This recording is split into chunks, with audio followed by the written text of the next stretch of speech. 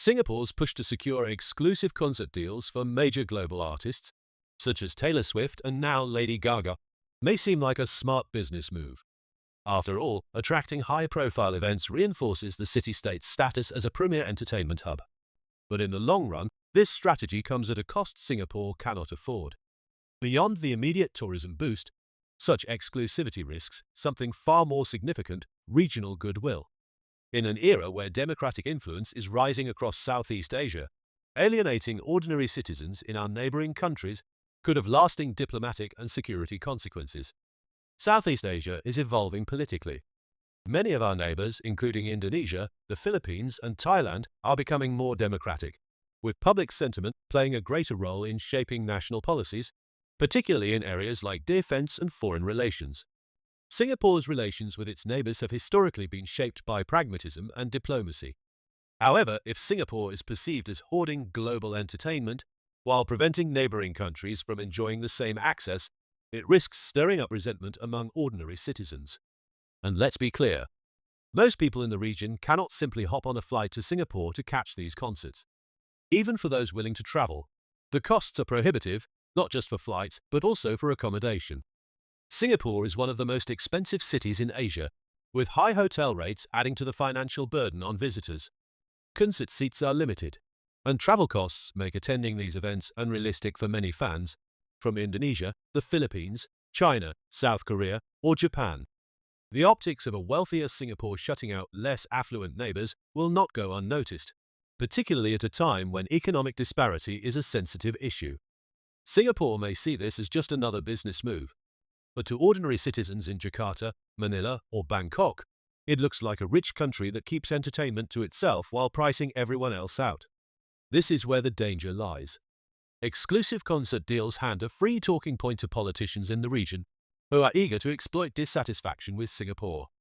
Public frustration over concert access may seem trivial, but in a political climate where national pride matters, such grievances can quickly become symbols of deeper resentment. If local politicians frame this as Singapore bullying its neighbours or depriving them of cultural experiences, it becomes an easy narrative for ordinary citizens to latch onto.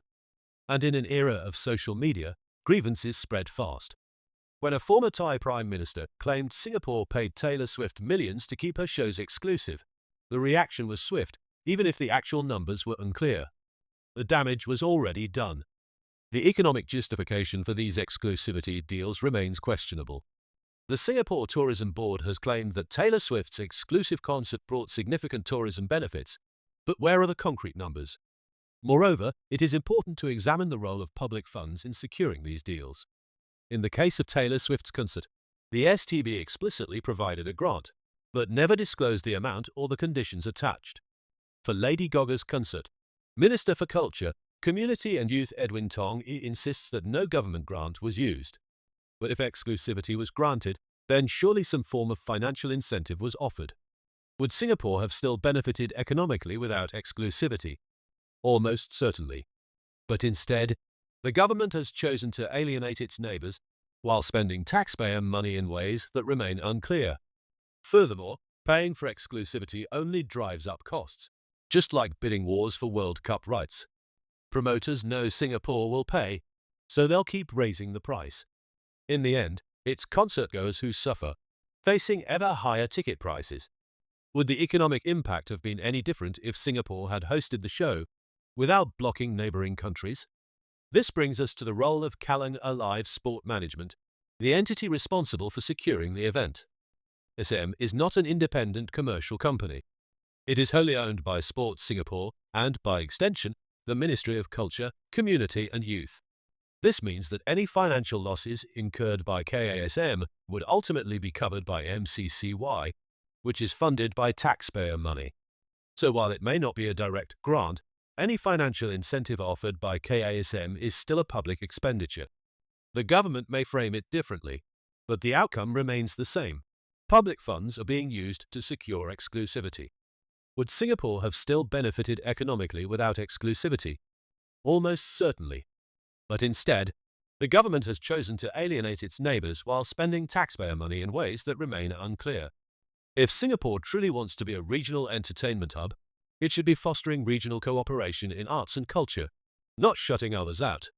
Instead of using taxpayer money to make concerts exclusive, why not co-sponsor regional tours, ensuring fans in neighbouring countries also benefit?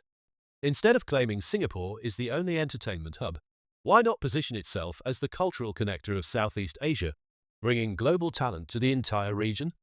Singapore is already an economic and technological leader in ASEAN, but instead of spending billions to safeguard its position through military investments in submarines and fighter jets, it must think more like Japan and South Korea, leveraging culture for influence, not exclusion.